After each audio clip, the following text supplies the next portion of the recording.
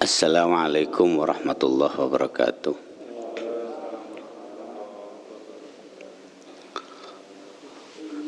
Alhamdulillah. Alhamdulillahilladzi arsala rasulahu bil huda wa dinil haq liyuzhirahu 'alad dini kullihi walau karihal kafirun. Asyhadu an la ilaha illallah wahdahu la syarikalah wa asyhadu anna Muhammadan abduhu wa rasuluh. Allahumma salli wa sallim ala sayyidina Muhammadin wa ala alihi wa ashabihi. Alhamdulillah, alhamdulillahilladzi yaqul fil Qur'anil azim subhanalladzi khalaqal azwaja kullaha mimma tumbitul ardu wa min anfusihim wa mimma la ya'lamun.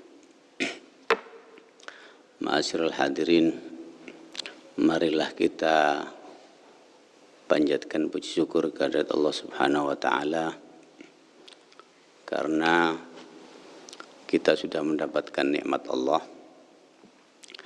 nikmat yang senantiasa dicurahkan kepada kita walaupun kita tidak meminta. Kadang-kadang justru yang kita pinta tidak diberi oleh Allah karena Allah punya skenario, punya rencana lain bagi kita. Ma'asyiral hadirin rahimakumullah. Di dalam Al-Quran banyak ayat-ayat yang Allah itu memuji dirinya sendiri. Tujuannya supaya kita niru ikut memuji Allah. Seperti yang saya baca tadi, surat Yasin ayat 36. Subhanalladzi khalaqal azwaja kullaha mimma tumbitul ardu wa min anfusihim wa mimma la ya'lamun. Subhanah, maha suci. Allah itu memuji dirinya sendiri dengan kata maha suci, subhan. Artinya kita diperintahkan untuk mensucikan Allah. Maha suci itu artinya Allah itu terbebas dari segala macam keburukan, terbebas dari hal-hal yang disifatkan pada manusia, terbebas dari hal-hal yang negatif. Alladzi khalaqal azwaja kullaha, yang telah menciptakan semuanya ini berpasang-pasangan. Kita semua diciptakan berpasang-pasangan, alam ini diciptakan berpasang-pasangan. Semua ada pasangannya, ada siang, ada malam, ada musim panas, ada musim dingin, ada musim hujan, ada musim kemarau, ada selatan, ada utara, ada timur, ada barat, dan banyak lagi. Kemudian dilanjutkan oleh Allah, mimma tumbitul ardu, dari apa yang ditumbuhkan oleh bumi. Jadi bumi ini adalah tempat yang paling layak untuk menumbuhkan segala sesuatu, termasuk Allah menciptakan manusia dari tanah liat, dari tanah. Jadi Nabi Adam itu diciptakan dari tanah. Tidak ada makhluk namanya manusia dulu, dan Allah menciptakan Nabi Adam untuk pertama kalinya dari tanah. Setan itu diciptakan oleh Allah dari api. Karena setan diciptakan dari api, begitu setan disuruh sujud kepada Nabi Adam, tidak mau. Karena setan merasa api itu lebih terhormat daripada tanah. Makanya setan tidak mau sujud kepada Nabi Adam. Setan punya sifat sombong, dan ini yang membuat setan diusir oleh Allah dari surga, tidak berhak lagi masuk ke dalam surga, dan setan itu adalah penghuni neraka. Jadi setan itu semuanya akan masuk neraka dengan anak cucunya. Pernah menghuni surga waktu Nabi Adam ada di surga, tapi kemudian diusir oleh Allah gara-gara setan tidak mau sujud. Walaupun sujud itu adalah sesuatu yang sesuatu yang hanya diperuntukkan kepada Allah, tapi kalau Allah sudah memerintahkan, semua makhluk termasuk setan itu harus sujud kepada Allah. Kalau diperintahkan sujud kepada Nabi Adam, harus sujud kepada Nabi Adam. Setan tidak mau sujud berarti dia telah membangkang perintahnya Allah. Karena membantah perintahnya Allah itulah yang membuat setan diusir dari surga. Jadi kesombongan itu biasanya melekat kepada seseorang yang merasa dirinya punya kelebihan. Kemudian Allah menumbuhkan segala sesuatu, segala macam tanaman, segala macam makhluk hidup itu di bumi karena planet yang mengitari matahari yang suhunya paling sesuai untuk sebuah kehidupan hanya di bumi. Ada planet-planet yang lain yang lebih dekat dengan matahari, suhunya akan lebih panas sehingga tidak memungkinkan ada makhluk hidup di sana. Ada planet lain yang lebih jauh dari matahari, suhunya lebih dingin, tidak memungkinkan makhluk hidup di sana. Dan makhluk hidup ini menurut analisa beberapa ahli tafsir, karena Rasulullah itu rahmatan lil alamin, rahmat bagi seluruh alam, makanya alam ini intinya ada di bumi. Jadi kalau seandainya nanti bumi ini hancur, berarti dunia ini sudah kiamat. Ma'asyiral hadirin rahimakumullah. Mimma tumbitul ard, dari apa yang ditumbuhkan oleh bumi, wa min anfusihim, dan dari diri manusia. Jadi berpasang-pasangan itu juga ada pada diri manusia. Manusia berpasang-pasangan, ada yang jelek, ada yang cakep, ada yang tinggi, ada yang pendek, ada yang hitam, ada yang putih, ada laki-laki dan ada perempuan. Jadi pasangan yang diciptakan oleh Allah itu juga terjadi pada diri manusia. Wa min anfusihim wa mimma la ya'lamun, dan segala apa yang tidak mereka ketahui. Jadi banyak pasangan-pasangan itu yang tidak kita ketahui. Ma'asyiral hadirin rahimakumullah. Allah memuji dirinya dengan kata Subhan Maha Suci, itu artinya banyak hal yang luar biasa yang diciptakan oleh Allah. Termasuk di dalamnya Allah menurunkan Al-Quran. Al-Quran itu kitab suci, artinya Al-Quran itu jauh dari sifat-sifat keburukan. Salah satu kesucian Al-Quran itu kata yang berlawanan itu seimbang. Contohnya, ada kata malaikat, lawan katanya itu adalah setan. Di dalam Al-Quran kita dapatkan masing-masing disebutkan 88 kali. Seimbang luar biasa Al-Quran itu. Kemudian musim panas dengan musim dingin, di dalam Al-Quran itu masing-masing disebutkan 1 kali. Li'ila fi Quraisyin ila fihim rihlatash syita'i was-saif. Syita itu artinya musim panas, saif musim dingin. Ini disebutkan masing-masing 1 kali, tidak disebutkan di tempat yang lain. Kemudian kata malam dengan kata siang itu juga disebutkan sama. Luar biasa keseimbangan yang ada dalam Al-Quran. Ini menjawab bahwa Al-Quran itu bukan karangan Rasulullah. Banyak pihak yang mengklaim bahwa Al-Quran itu karangan Rasulullah. Rasulullah itu seorang penyair yang bisa menciptakan Al-Quran. Tapi dibantah oleh Al-Quran sendiri. Tidak mungkin Rasulullah itu bisa menciptakan Al-Quran, mengarang sebuah Al-Quran. Allah menyuruh Rasulullah menantang.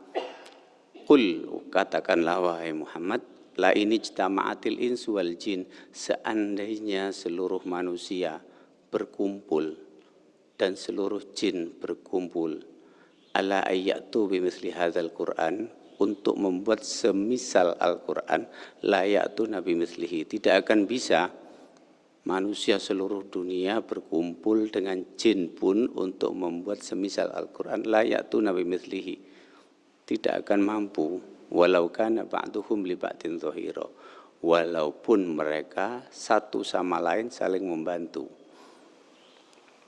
Terbukti di antaranya ialah kata yang ada dalam Al-Quran itu seimbang. Kemudian kata yang selaras itu disebutkan dalam Al-Quran, seperti contohnya bulan itu di dalam Al-Quran disebutkan 12 kali. Kata bulan disebutkan 12 kali, sama dengan bulan dalam 1 tahun. Kemudian kata yaumun, kata yaumun itu artinya hari dalam bentuk tunggal, itu di dalam Al-Quran disebutkan sebanyak 365 kali, sama dengan jumlah hari dalam 1 tahun. Kemudian hari yaumun itu di dalam Al-Quran ada yang bentuknya jamak. Bentuknya jamak ayam. Ayam dalam bahasa Inggris disebut plural ayam. Ayam ini disebutkan dalam Al-Quran sebanyak 7 kali, sama dengan jumlah hari dalam 1 minggu. Ini luar biasa sekali dalam Al-Quran. Kalau seandainya manusia yang menciptakan, tidak mungkin akan bisa sedetail itu. Ma'asyiral hadirin rahimakumullah. Makanya kita kalau melihat sesuatu, kita takjub terhadap ciptaan Allah, kita dianjurkan untuk mengucapkan subhanallah. Walaupun kita melihat sesuatu yang buruk, kita pun harus menyebut subhanallah. Kalau melihat di hadapan kita ada sebuah keburukan, maka niscaya kita harus menyebut subhanallah. Allah itu semua yang menciptakan, baik yang buruk maupun yang baik, yang indah maupun yang jelek. Kalau melihat satu hal atau melihat benda yang jelek, kita tidak boleh punya perasaan yang negatif. Kita harus kembalikan kepada Allah, bahwa Allah yang menciptakan semuanya. Dikisahkan dalam kitab bahwa Nabi Nuh itu namanya Abdul Razak. Tapi kenapa kok disebut Nuh? Nuh itu adalah suara tangisan. Jadi Nabi Nuh itu karena sering menangis, makanya disebut Nuh. Namanya sendiri bukan Nuh, tapi itu panggilan karena sering menangis. Mengapa Nabi Nuh menangis? Suatu ketika Nabi Nuh pernah bertemu seekor anjing. Anjing ini jelek sekali. Nabi Nuh dalam hati tidak sempat terucap, dalam hati berkata, betapa jeleknya anjing ini. Tapi Allah menciptakan anjing itu bukan anjing biasa, mungkin malaikat. Jadi anjing itu kemudian berkata kepada Nabi Nuh, wahai Nuh, aku diciptakan oleh Allah seperti ini, bukan berarti aku yang menghendaki. Kalau seandainya boleh memilih, aku kepingin diciptakan oleh Allah sebagai makhluk yang paling indah di bumi. Tapi karena Allah menciptakan aku seperti ini, kamu jangan menghina aku. Kalau kamu menghina aku, berarti kamu telah menghina penciptaku. Kamu menganggap saya jelek, berarti kamu sudah menghina bahwa Allah yang menciptakan aku ini jelek. Mendengar ucapan anjing yang demikian, karena tidak semua anjing bisa berbicara, dan tidak semua manusia bisa memahami bahasanya anjing. Ini memang Allah menciptakan sebuah keluarbiasaan antara Nabi Nuh dengan anjing tersebut. Bisa jadi anjingnya ini adalah malaikat. Sejak saat itu Nabi Nuh menyadari betapa apa yang ada dalam hatinya itu adalah sebuah kesalahan. Melihat sebuah kejelekan, Nabi Nuh menganggapnya sebagai pilihan dari orang tersebut. Kita nggak bisa memilih. Lahir sebagai anaknya pedagang, apa lahir sebagai anaknya pejabat. Kita nggak bisa memilih, tapi kita harus menjalani apa yang sudah diciptakan oleh Allah. Kita harus menjalani apa yang sudah digariskan oleh Allah. Allah menciptakan kita sekarang ini ada di masjid. Ini adalah sebuah takdir yang harus kita jalani. Manusia tidak bisa keluar dari takdir Allah. Manusia tidak bisa menghindar dari takdir Allah. Kalau kita ditakdirkan mati, berarti kita harus mati. Tapi kalau misalkan kita ada di jalan, mau tertabrak kendaraan, kemudian kita berhasil menghindar, itu bukan berarti kita lari dari takdir kecelakaan, bukan. Kita lari itu hanya bisa lari dari satu takdir ke takdir yang lain. Selamat itu adalah takdirnya Allah. Jadi kita nggak bisa menghindar dari takdir Allah. Apa yang sudah digariskan oleh Allah itu namanya qadha, sesuatu yang belum terjadi. Tapi kalau sudah terjadi itu namanya takdir, qadar. Jadi kalau kita sudah diciptakan oleh Allah sebagai putra seorang pedagang, berarti ini sebuah qadar. Ada takdir yang mubrom, ada takdir yang mu'allaq. Takdir mubrom itu adalah sebuah takdir yang tidak bisa dirubah lagi. Kita sudah lahir di sini, ya sudah itu nggak bisa dirubah. Ada takdir mu'allaq, takdir yang bisa dirubah. Contohnya kita sekarang dalam kondisi miskin, kita berusaha untuk menjadi orang kaya. Bekerjalah. Kita sekarang ini banyak dosanya, bukan berarti itu takdir Allah. Ya, mari kita perbanyak ibadah supaya dosa kita bisa terhapuskan dan kita bisa menabung pahala nanti kita ambil di hari kiamat. Jadi takdir itu ada yang tidak bisa dirubah dan ada yang bisa dirubah. Saat ini kita kondisinya kok buruk. Kita diperintahkan oleh Allah untuk berusaha supaya pindah kondisi. Allah itu yang maha membolak-balik keadaan, mukhawwilal ahwal, makanya kita dianjurkan untuk berdoa, ya mukhawwilal ahwal, wahai Tuhan yang bisa membolak-balik keadaan, khawwil ahwalana ila ahsanil hal, rubahlah keadaan kami kepada keadaan yang lebih baik lagi. Saat ini kita dalam kondisi pandemi, yang kabarnya virus corona itu bermutasi menjadi lebih kebal, lebih ganas. Kalau dulu menyerang paru-paru, sekarang menyerang lambung.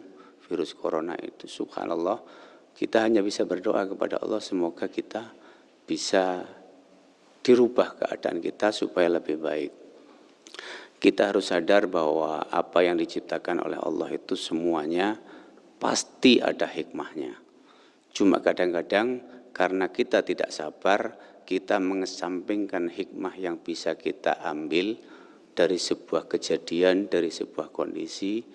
Ya, kita mestinya harus sadar bahwa Allah itu maha menciptakan segalanya. Allah itu menciptakan sesuatu kadang tidak sesuai dengan harapan kita, kadang tidak sesuai dengan keinginan kita. Keinginan kita begini, tapi Allah menghendaki lain. Sebab bisa jadi yang kita inginkan itu justru tidak baik bagi kita. Apa yang tidak kita inginkan mungkin itu justru lebih baik bagi kita. Ma'asyiral hadirin rahimakumullah.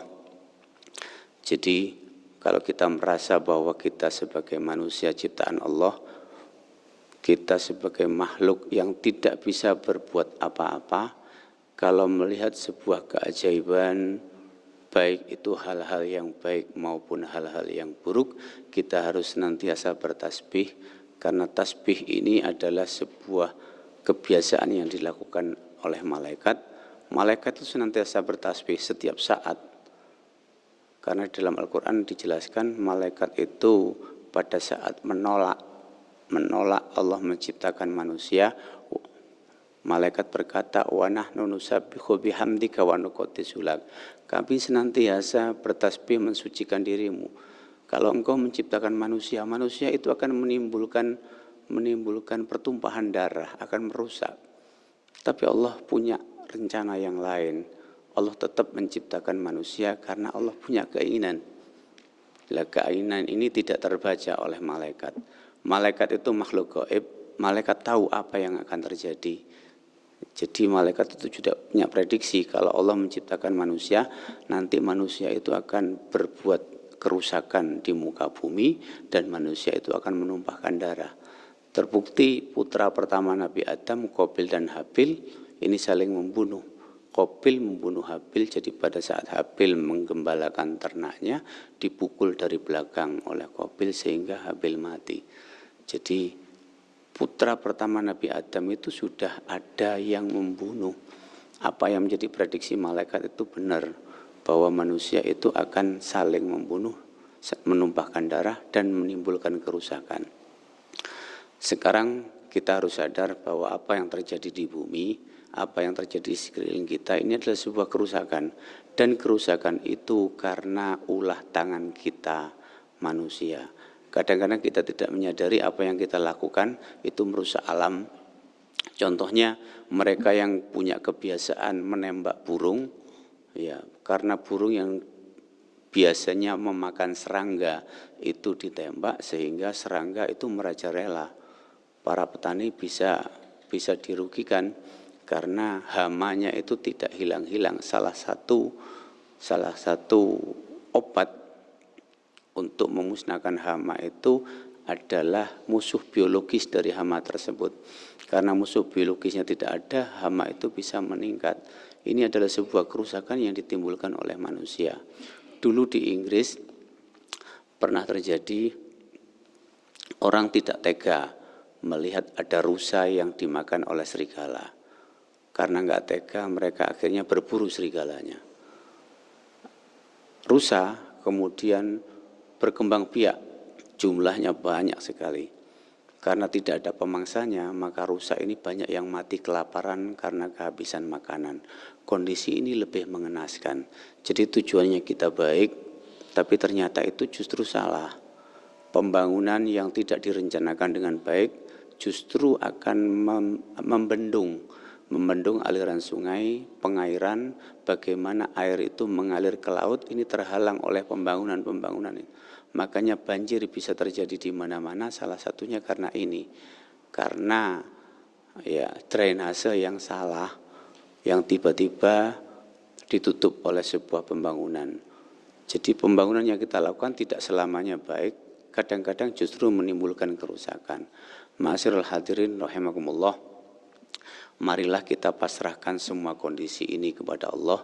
Kalau kita mau melakukan kebaikan, kalau kita mau melakukan suatu hal, alangkah baiknya kita istikharah kepada Allah, minta petunjuk baik apa tidak apa yang saya lakukan. Marilah kita senantiasa memuji kepada Allah, melihat hal yang baik di hadapan kita maupun yang buruk, itu semuanya adalah perintah Allah, adalah kehendak Allah. Kita tidak bisa membantahnya, kita hanya bisa menyerahkan semuanya kepada Allah dengan sering mengucap subhanallah, dengan sering mengucap alhamdulillah. Itu menunjukkan bahwa kita memang mengakui ketidakberdayaan kita di hadapan Allah, sehingga Allah melihat kita yang lemah, Allah akan membantu kita. Kalau kita merasa diri kita lemah dan meminta bantuan Allah, maka Allah akan memberikan bantuan kepada kita.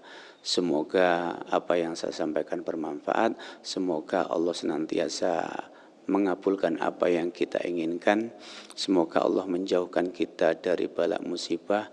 Semoga Allah memberikan kesembuhan keluarga kita yang masih sakit. Semoga Allah mengampuni dosa-dosa mereka yang sudah meninggal dan menerima amal ibadah mereka.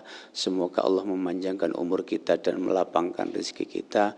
Semoga Allah senantiasa memberikan rahmat kepada kita dan keluarga kita. Kurang lebihnya mohon maaf. Wallahul muwaffiq ila aqwamit thoriq. Wassalamualaikum warahmatullahi wabarakatuh.